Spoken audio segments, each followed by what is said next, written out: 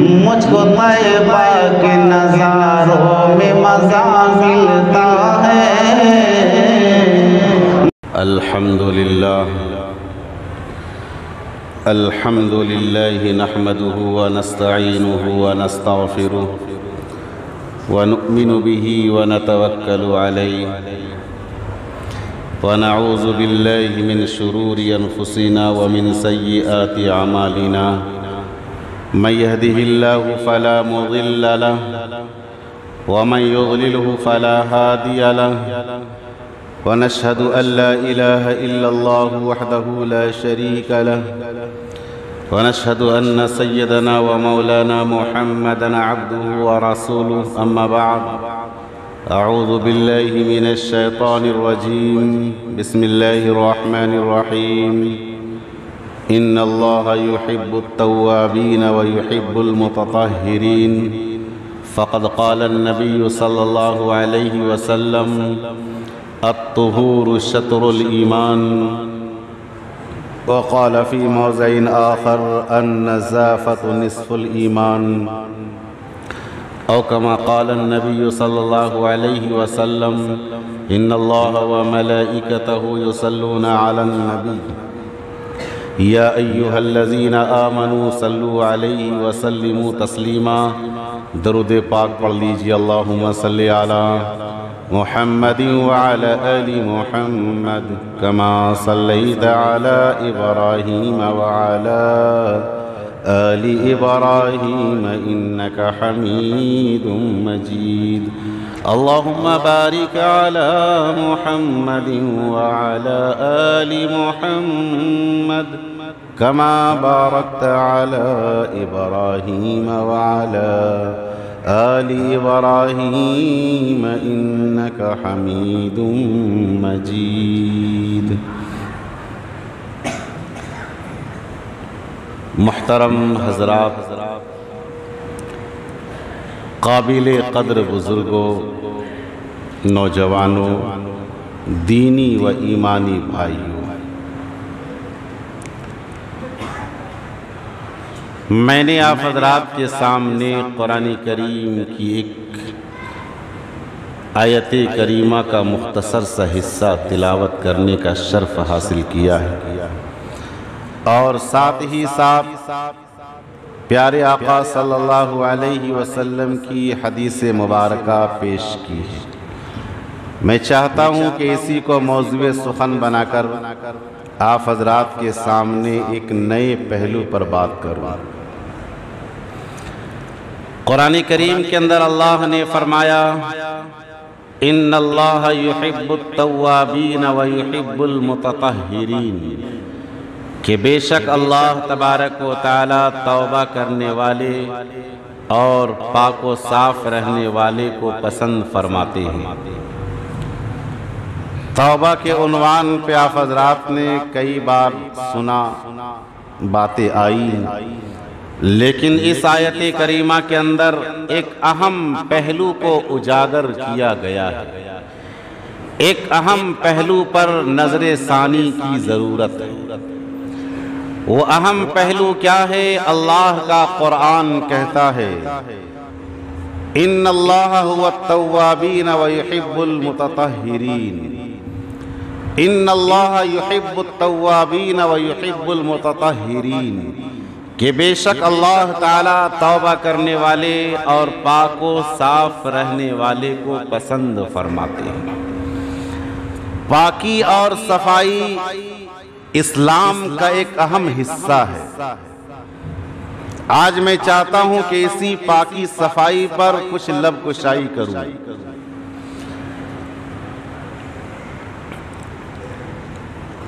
اسلام نے زبردست اس پر تعلیم دی ہے، اسلام نے اس پر گہری نظر ڈالی ہے، پاکی اور صفائی پر خاص طور پر اہتمام کیا ہے۔ ایمان کے بعد لوگ سمجھتے ہیں کہ نماز پڑھنا فرض ہے، لیکن آئیے میں آپ کو بتا دوں، ایمان لانے کے بعد سب سے پہلے نماز پڑھنا فرض نہیں ہے، بلکہ ایمان لانے کے بعد سب سے پہلے بدن کا پاک ہونا شرط ہے۔ اسلام اور ایمان قبول کر لینے کے بعد پاکی صفائی ضروری ہے، اس لیے کہ نماز سے پہلے جب کوئی بندہ نماز میں کھڑا ہونا چاہتا ہے تو شریعت کا حکم نازل ہوتا ہے کہ بدن کا پاک ہونا، کپڑے کا پاک ہونا، جگہ کا پاک ہونا، یہ شرط ہے۔ اس کے بغیر نماز نہیں ہوگی۔ آئیے میں آپ حضرات کے سامنے غزوہ تبوک، جب نبی اکرم علیہ السلام غزوہ تبوک میں جانے لگے تو اس غزوہ تبوک کے موقع پر ایک مسجد کی بنیاد ڈالی گئی، جس مسجد کا نام رکھا گیا مسجد زرار۔ یہ مسجد زرار ہے کیا چیز؟ کفار و مشرکین اور منافقین بیٹھ کر کے آقا کے خلاف اور اسلام کے خلاف میٹنگ کیا کرتے تھے، مشورے کیا کرتے تھے کہ کس طریقے سے اسلام کو نقصان پہنچایا جائے اور کیسے اسلام کو زک دیا جائے اور کیسے اسلام کو تکلیف دی جائے اور اسلام کے پیغمبر اسلام کو کیسے نقصان پہنچایا جائے۔ اسی کے پیش نظر ایک مسجد کی بنیاد ڈالی گئی، جس مسجد کا نام تھا مسجد زرار۔ جب اس مسجد کی تعمیر مکمل ہو گئی، رسول اکرم علیہ السلام کی خدمت عالیہ میں منافقوں نے یہ پیغام بھیجا اور یہ دعوت دی کہ آپ اللہ کے رسول ہیں، آپ آ کر کے اس مسجد میں سب سے پہلے نماز پڑھا دیں، سب سے پہلے آپ نماز پڑھا دیں۔ نبی اکرم علیہ السلام نے ارشاد فرمایا کہ میں نماز پڑھاؤں گا، لیکن میں سفر میں جا رہا ہوں، غزوہ تبوک کے سفر میں۔ ابھی میں غزوہ تبوک کی تیاری میں لگا ہوں، ادھر سے واپسی کے بعد میں مسجد زرار میں آ کر کے 2 رکعت نماز پڑھا دوں گا۔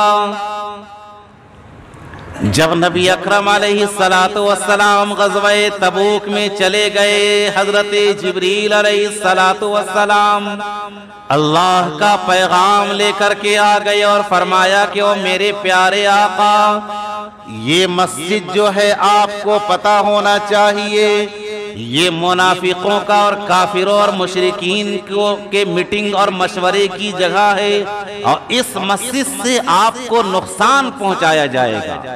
اور کیسے؟ کہ جب آپ نماز کے لیے کھڑے ہوں گے، اوپر سے پتھر برسا دیے جائیں گے تاکہ آپ پردہ کر جائیں۔ آپ کو نقصان پہنچانے کے لیے اس مسجد کی تعمیر کی گئی ہے۔ اور صحابہ کرام کا بھی جب زمانہ ہوتا تو جب کوئی نیا گھر بناتے یا نیا مکان خریدتے تو پیارے آقا علیہ السلام کو دعوت دیتے اور فرماتے کہ حضور میرے گھر آپ آ جائیے اور 2 رکعت نفل نماز پڑھ کے میرے گھر کے لیے دعائے خیر فرما دیجیے، یہ سنت ہے۔ اگر کسی کا نیا مکان بن جائے، نیا مکان خرید لے، یہ نیا مکان کا انتظام ہو جائے تو اپنے اللہ کے نیک بندوں سے، اللہ کے سے خاص تعلق رکھنے والے بندوں سے، علماء دین سے، اکابر سے آپ بلوائیں اسے اور 2 رکعت نفل نماز خیر و برکت کے لیے کہیں پڑھنے کے لیے، یا وہ خود پڑھ دے یا دعا کر دے، یہ سنت رسول ہے۔ ایسے ہی غزوہ تبوک کے موقع پر مسجد زرار کی بنیاد ڈالی گئی اور مسجد مکمل ہو گئی۔ منافقوں نے، کافروں نے، دشمنوں نے، اسلام کو زک اور نقصان پہنچانے والے لوگوں نے آقا کریم علیہ السلام کو دعوت دی اور فرمایا کہ آپ آئیں اور یہاں پر 2 رکعت نماز پڑھائیں، لیکن آقا کو نہیں معلوم تھا کہ یہ مسجد مجھے نقصان پہنچانے کے لیے بنائی گئی ہے۔ جبریل علیہ السلام کے ذریعے سے آقا کو پتہ چل گیا۔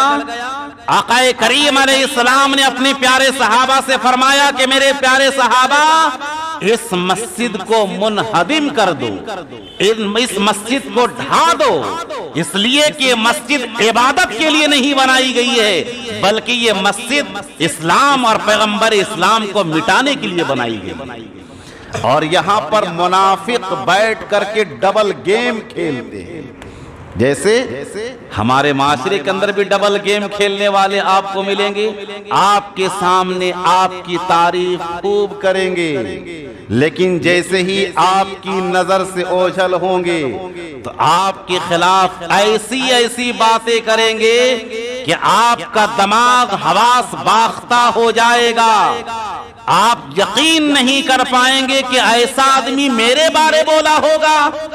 ایسا آدمی شریعت کی روشنی میں منافق ہوتا ہے، ڈبل گیم کھیلنے والا ہوتا ہے، اور آپ کو پتا ہونا چاہیے کہ کافر سے زیادہ کل قیامت کے دن منافق کو عذاب ہوگا، کافر سے زیادہ منافق کو عذاب ہوگا۔ اس لیے آپ کے پاس کچھ کہتا ہے، دوسرے کے پاس آپ کے خلاف کچھ کہتا ہے۔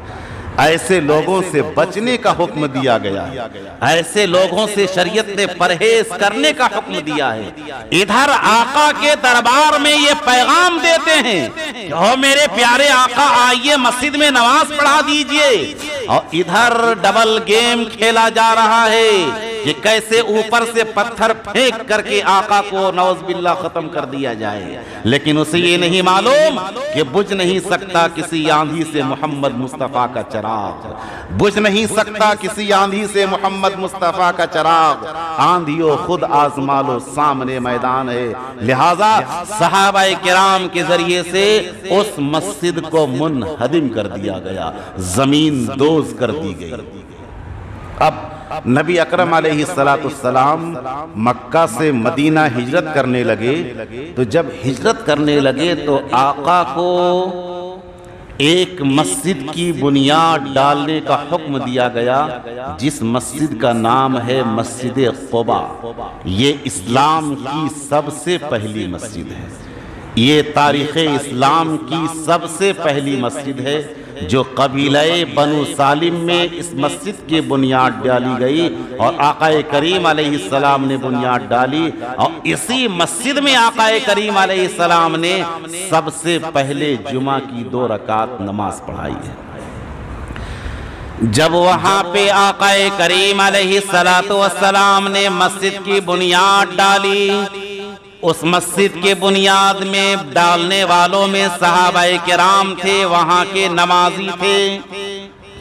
اس نمازی کی شان میں رب تعالیٰ نے قرآن میں فرمایا فیہ رجال یحبون ان یطہروا۔ اس نمازی کی شان بیان کرتے ہوئے اللہ کا قرآن کہتا ہے یہ مسجد قباء کے نمازی ایسے نمازی ہیں جو پاک رہتے ہیں اور پاک رہنے والوں کو پسند کرتے ہیں۔ میں اپنی جگہ پہ آ رہا ہوں، کیا فرمایا؟ اس نمازی کی شان بیان کرتے ہوئے اللہ کا قرآن کہتا ہے فیہ رجال ان یتطہروا ان یحب ان یتطہروا، کہ وہ نمازی ایسے نمازی ہیں، وہ نمازی ایسے نمازی ہیں کہ جو پاک رہتے ہیں اور پاک رہنے والوں کو پسند فرماتے ہیں۔ اس کی تعریف بیان کی گئی۔ اب نبی اکرم علیہ السلام نے اپنے پیارے صحابہ کرام سے فرمایا اے میرے پیارے صحابہ، تیرا کون سا عمل اللہ کو پسند آ گیا کہ تیری تعریف اللہ کا قرآن کرتا ہے؟ تیری کون سی ادا اللہ کو پسند آ گئی کہ تیری تعریف اللہ کا قرآن کر رہا ہے؟ اس وقت صحابہ کرام نے فرمایا کہ او میرے پیارے آقا، او میرے پیارے آقا، ہم لوگ 2 عمل کیا کرتے ہیں، اسی عمل کی بنیاد پر اللہ کا قرآن ہماری تعریف بیان کرتا ہے۔ وہ کون سا عمل تھا؟ ایک عمل یہ تھا کہ جب ہم استنجا کے لیے بیٹھتے، جب ہم استنجا کے لیے بیٹھتے تو استنجا یعنی پیشاب پاخانہ کرنے کے بعد پتھر کے مٹی کے ڈھیلے کا استعمال کرتے۔ یہ سنت ہماری زندگی سے نکلتی جا رہی ہے، جبکہ پیارے آقا علیہ السلام کی پیاری سنت اور پیارے صحابہ کی پیاری سنت یہ ہے کہ پیشاب سے فارغ ہونے کے بعد استنجا کے لیے پہلے مٹی کے ڈھیلے کا استعمال کیا جائے، اس کے بعد پانی کا استعمال کیا جائے، تو صحابہ کرام نے نبی اکرم علیہ السلام سے فرمایا کہ میرے پیارے آقا، اللہ کا قرآن جو ہماری پاکی کا تذکرہ کر رہا ہے وہ اس بنیاد پہ کر رہا ہے کہ ہم استنجا پیشاب کرنے کے بعد پہلے مٹی استعمال کرتے ہیں، اس کے بعد پانی استعمال کرتے ہیں۔ اسی لیے اللہ کا قرآن ہماری پاکی کا تذکرہ کر رہا ہے۔ اسی کو اللہ کے لاڈلے نبی نے ارشاد فرمایا، الطہارۃ نصف الایمان، کہ پاکی آدھا ایمان ہے۔ اور آگے فرمایا اللہ کے لاڈلے نبی نے، اللہ طیب یحب الطیب، اللہ پاک ہے اور پاکیزگی کو پسند فرماتا ہے۔ اور آگے فرمایا نبی اکرم علیہ السلام نے، اللہ جمیل یحب الجمال، کہ اللہ خوبصورت ہیں اور خوبصورتی کو پسند فرماتے ہیں۔ اور آگے فرمایا پیارے آقا علیہ السلام نے، النظافت تدعو، کہ پاکیزگی صفائی لے جاتی ہے کہاں؟ من الاسلام یا الی الاسلام، اسلام کی جانب، اسلام کے طرف۔ لہذا اسلام کی دعوت دیتا ہے صفائی اور پاکیزگی کا، اسلام دعوت دیتا ہے پاکیزگی اور صفائی کا۔ نبی اکرم علیہ السلام، جب ترمذی شریف کی روایت ہے کہ جب آقا کریم علیہ السلام ایک بے تکلف فعل کے لیے جب اپنی زوجہ محترمہ سے ملاقات کرتے، اپنی زوجہ محترمہ سے ملاقات کرتے، تو ملاقات کرنے کے بعد انسان ناپاک ہو جاتا ہے، چاہے وقت کا پیغمبر ہو، وقت کا ولی ہو، وقت کا عام انسان ہو۔ اپنی اہلیہ محترمہ سے ملاقات کے بعد انسان جیسے ہی شب گزاری کرتا ہے، صحبت کرتا ہے، انسان ناپاک ہو جاتا ہے۔ اور آگے آقا نے فرمایا کہ انسان کا پورا بدن ناپاک ہو جاتا ہے۔ اور آگے علماء کرام نے فرمایا کہ انسان کا ایک ایک بال ناپاک ہو جاتا ہے، ایک ایک بال ناپاک ہو جاتا ہے۔ اب نبی اکرم علیہ السلام بے تکلف عمل کے لیے جب اپنی اہلیہ محترمہ سے ملاقات کرتے، حدیث کے اندر آتا ہے کہ حضور اکرم علیہ السلام فوراً غسل فرماتے، ایک بات۔ اور دوسری بات یہ ہے کہ ایک اہلیہ سے ملاقات کرنے کے بعد پھر اسی شب میں، اسی رات میں دوسری اہلیہ سے ملاقات کرتے، دو بیویوں سے مل کر کے ملاقات کرنے کے بعد غسل فرماتے۔ دو روایت، ایک روایت یہ ہے کہ پہلے آقا غسل فرماتے، پہلے آقا ملاقات کرتے فوراً غسل کر لیتے، یا پھر دوسری بیوی سے ملاقات کرتے، دونوں بیویوں سے ملاقات کر کے اس کے بعد غسل کرتے۔ یہ بھی آقا سے ثابت ہے۔ اور آگے فرمایا گیا، نبی پاک علیہ السلام نے ارشاد فرمایا کہ جب اپنی بیوی سے بے تکلف عمل کے لیے آ جاؤ تو تیرا بدن جب ناپاک ہو جائے، اگر اس وقت کچھ کھانے پینے کی ضرورت نہ ہو یا آرام کرنے کا موقع نہ ہو تو فوراً اپنے بدن کو نجاست سے، ناپاکی سے، جنابت سے دور کر لو، یعنی پاکی حاصل کر لو، ناپاکی سے اپنے بدن کو پاک کر لو۔ اور اگر یہ عمل اس وقت نہیں کر سکتے تو کم سے کم وضو سے فارغ ہو جاؤ، کم سے کم وضو سے فارغ ہو جاؤ۔ ہمارا کیا معاشرہ ہے کہ رات کو لوگ ناپاک ہوتے ہیں، اسی ناپاکی کے عالم میں رات گزر گئی، نہ وضو کرنے کا موقع ملا، نہ غسل کرنے کا موقع ملا، اور اسی حالت کے اندر اگر موت ہو گئی تو آپ کو پتا ہونا چاہیے نجاست اور ناپاکی کی حالت میں موت ہوتی ہے۔ لیکن آقا کیا فرماتے ہیں؟ موقع مل جائے تو غسل کر لو، اگر موقع نہ مل سکے تو کم سے کم وضو کر لو۔ احدت طہارتین، دو پاکیوں کے درمیان تم رہو، وضو کر لو یا غسل کر لو۔ لیکن ہمارا معاشرہ کیا ہے؟ نہ وضو کرتے ہیں نہ غسل کرتے ہیں، جانور کے طرح یوں ہی بستر استراحت پر آرام سے لیٹ جاتے ہیں، لیکن ہمیں یہ نہیں معلوم اگر اسی حالت میں میری موت ہو گئی تو ناپاکی کی حالت میں میری موت ہوگی۔ اسی لیے فرمایا گیا اور آگے کیا فرمایا آقا کریم علیہ السلام نے کہ ناپاک ہونے کے بعد فوراً اپنے بدن کو پاک کر لیا جائے. کیوں؟ اس پر وقت کے بڑے بڑے سائنسدان نے ریسرچ کرنا شروع کیا اور کہا کہ یہ کیا نبی کا طریقہ ہے. پہلے تو مذاق اڑایا لوگوں نے کہ یہ کیا نبی کا پیغمبر اسلام کا طریقہ ہے کہ بدن ناپاک ہو جائے تو فوراً غسل کیا جائے, بدن سے ناپاکی دور کی جائے.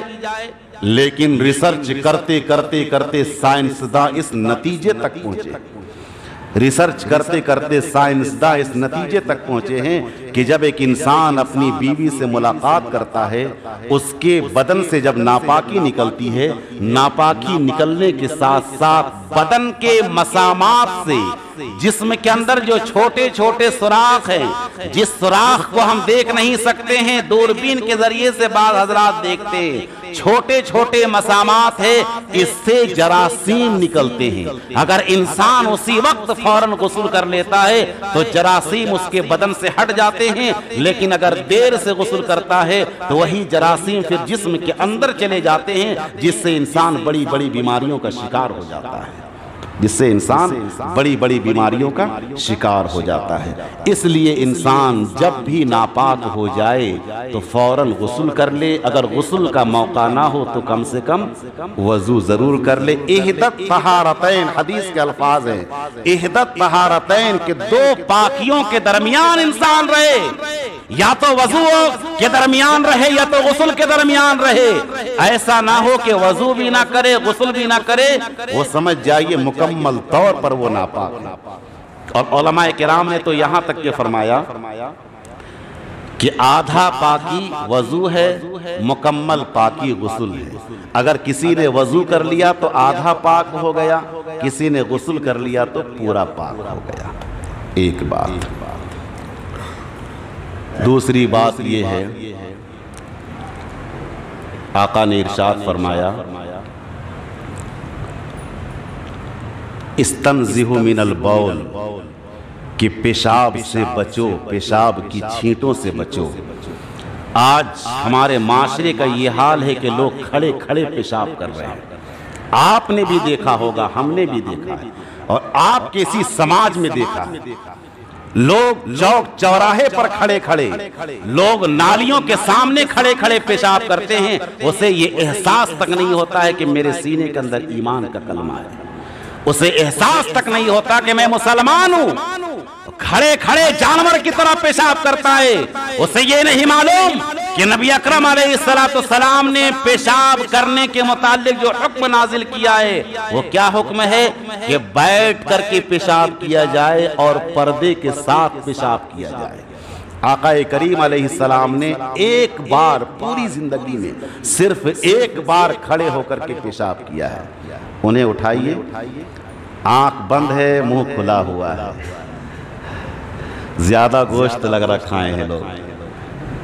آنکھ بند ہے اور منہ کھلا ہوا ہے, ڈر ہے کہیں وضو خطرے میں نہ پڑ جائے. اور وضو خطرے میں پڑے گا تو سمجھ جائے آپ کی نماز بھی گئی, پورے ہفتے کی نماز, جمعے کی نماز چلی جائے گی. کیا فرمایا آقا کریم علیہ السلام نے کہ پردے کے ساتھ استنجا کیا جائے اور بیٹھ کر کے استنجا کیا جائے.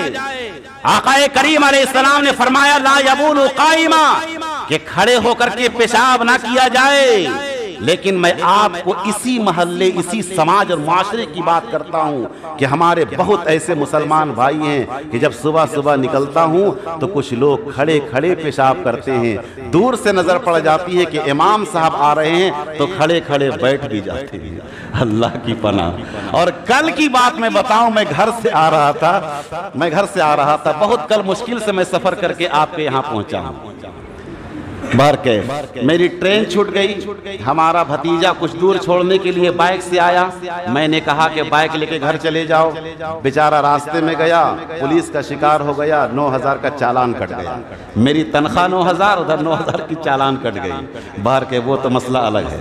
بہت مشکل سے کل میں آیا. تو جب میں کل آپ کے اس کینٹین گراؤنڈ سے آ رہا تھا, بہت افسوس ہوتا ہے, میں نے 3 سے 4 لوگوں کو دیکھا, چہرے پہ داڑھی سنت رسول ہے, اور بیٹھ کر کے تاش کے اڈے میں بیٹھ کر کے جوا کھیل رہا ہے. اور جب میں گزرنے لگا, کل کی بات, تازہ ترین بات میں کر رہا ہوں, اور جب اس نے مجھے دیکھا کہ امام صاحب آ رہے ہیں تو اپنے چہرے کو ایسے ہاتھ سے چھپا رہے ہیں، مجھ سے چھپا رہے ہیں، خدائے ذوالجلال تو آپ کو دیکھ رہا ہے۔ کل قیامت کے دن آپ کیا جواب دیں گے رب کائنات کے دربار میں؟ شرم نہیں آتی آپ کو کہ آپ کے چہرے پر سنت رسول ہے، آپ سنت رسول کا مذاق اڑا رہے ہیں؟ کل قیامت کا دن ہوگا، محشر کا میدان ہوگا، کہیں رب کائنات کے پیغمبر حضور اکرم علیہ السلام نظر مصطفیٰ اور نظر رحمت پھیر لیں گے تو کیا حال ہوگا آپ کا؟ آپ جوئے کے اڈے میں بیٹھے ہیں، آپ کھڑے کھڑے پیشاب کر رہے ہیں، آپ کو پتا نہیں ہے کہ کل قیامت کے دن رب تعالی سب سے پہلے نماز کے بارے سوال کریں گے۔ قیامت کے دن حدیث میں پیش کر رہا ہوں، کل قیامت کے دن رب تعالی سب سے پہلے نماز کے بارے، بندے کا حق اور اللہ کا حق، جو اللہ کا حق ہے نماز کے بارے میں سب سے پہلے سوال ہوگا، اور جو بندے کا حق ہے رب تعالی یہ پوچھیں گے کہ فلاں بندہ کو تو نے میرے فلاں بندہ کو کیوں قتل کیا تھا؟ بندوں کے حق کے متعلق یہ سوال ہوگا، اور قبر کے اندر سب سے پہلا سوال یہ نہیں ہوگا کہ تیرا رب کون ہے، تیرا دین کیا ہے، تیرا نبی کون ہے، یہ سوال نہیں ہوگا، بلکہ قبر کے اندر پہلا سوال یہ ہوگا کہ تو ناپاکی سے کیوں نہیں بچتا تھا، تو ناپاکی سے کیوں نہیں بچتا تھا؟ میرے بزرگوں دوستو، آقا کریم علیہ السلام ایک موقع پر ایک قبرستان سے گزرنے لگے تو آپ جس جانور پر گھوڑے پر سوار تھے وہ گھوڑا بدکنے لگا۔ جب گھوڑا بدکنے لگا صحابہ کرام سے آقا نے فرمایا کہ ان دو قبر والوں کو عذاب ہو رہا ہے، میرا گھوڑا جو بدک رہا ہے، میرے گھوڑے کے بدکنے کی وجہ یہ ہے کہ ان دو قبر والوں کو عذاب ہو رہا ہے۔ اور آقا نے فرمایا کہ کوئی بڑا گناہ نہیں کیا ہے، بہت بڑا گناہ، شرک نہیں کیا ہے، بلکہ اس نے دو گناہ کیا ہے جس گناہ کی وجہ سے اسے عذاب قبر ہو رہا ہے۔ ایک کو عذاب قبر اس لیے ہو رہا ہے کہ یہ پیشاب کی چھینٹوں سے نہیں بچتا تھا، اور دوسرے کو عذاب اس لیے ہو رہا ہے کہ یہ چند لوگوں کو بیٹھ کر آپس میں چغلی اور غیبت کیا کرتا تھا، اور اس میں ہمارا معاشرہ گرفتار ہے، اچھے اچھے لوگ گرفتار ہیں، چوک چوراہے پر بیٹھ کر، میدان کھلیانوں میں بیٹھ کر اور کرسی میں بیٹھ کر پاؤں اٹھا کر کے ادھر ادھر کی باتیں اور غیبت کیا کرتے ہیں، نمازی غیبت کیا کرتے ہیں۔ اس سے بڑا المنیاق اور حادثہ کیا ہو سکتا ہے ہمارے لیے؟ اگر غیر نمازی کریں گے تھوڑی دیر کے لیے بات بن جائے گی، لیکن ہمارے نمازی بھائی ایسے ہوتے ہیں کہ جو یہاں سے جا کر کے ادھر ادھر کی باتیں کیا کرتے ہیں اور اکثر و بیشتر اپنا وقت غیبت اور چغلی میں برباد کیا کرتے ہیں، اور جو ہمارے غیر نمازی بھائی ہیں وہ کھڑے کھڑے پیشاب کرتے ہیں۔ نمازیوں کی بھی خیر نہیں، غیر نمازیوں کی بھی خیر نہیں، دونوں ایک ہی شکنجے میں گرفتار ہیں۔ غیر نمازی کھڑے کھڑے پیشاب کر رہے ہیں اور نمازی غیبت کا شکار ہیں۔ اس سے کیا پتا چلا؟ نبی اکرم علیہ السلام نے فرمایا کہ پیشاب کی چھینٹوں سے نہ بچنا بھی گناہ کبیرہ ہے، اور غیبت چغلی کرنا بھی گناہ کبیرہ ہے، یہ بھی گناہ کبیرہ ہے جو بغیر توبہ کے معاف نہیں ہوگا۔ تو بزرگو دوستو، ہم اس کا خیال رکھیں، ہمیشہ پاک صاف رہنے کی کوشش کریں، اس لیے پاکی صفائی آدھا ایمان ہے۔ آقا کریم علیہ السلام نے ارشاد فرمایا الطہور نصف الایمان، النظافت شطر الایمان، اور آگے فرمایا ان اللہ یحب، اللہ جمیل یحب الجمال، کہ اللہ پاک ہے، اللہ خوبصورت ہے، پاکی کو پسند کرتے ہیں، خوبصورتی کو پسند کرتے ہیں، لہٰذا ہمیشہ پاک صاف رہنے کی کوشش کرے۔ نہ معلوم کس حالت میں کس کی موت ہو جائے، اگر ہم ناپاک ہیں اور ناپاکی کی حالت میں موت ہو جائے گی تو آپ اندازہ لگا سکتے ہیں ہمارا کیا حال ہوگا۔ اور میں ایک بات بتاؤں کہ ہماری گھر کی عورتیں بھی ناپاکی کا شکار ہیں، ہماری گھر کی عورتیں بھی ناپاکی کا شکار ہیں، دو دو چار چار دن تک یوں ہی بغیر کوئی مجبوری کے غسل جنابت نہیں کرتی ہیں، ناپاک رہتی ہیں۔ علماء فرماتے ہیں کہ ناپاک عورت کے ہاتھ کا بنا ہوا کھانا، ناپاک عورت کے ہاتھ کا بنا ہوا کھانا اگر کھائیں گے تو دل میں جو ایمان ہے اس ایمان کا نور مدھم پڑ جائے گا، وہ ایمان کا نور بجھ جاتا ہے۔ اس لیے ہم بھی پاک صاف رہیں، اپنے گھر کی عورتوں کو بھی پاک صاف رہنے کی تعلیم دے۔ اللہ تبارک و تعالی ہمیں اور آپ کو ان سب باتوں پر عمل کرنے کی توفیق عطا فرمائے۔ آمین۔ وآخر دعوانا ان الحمدللہ۔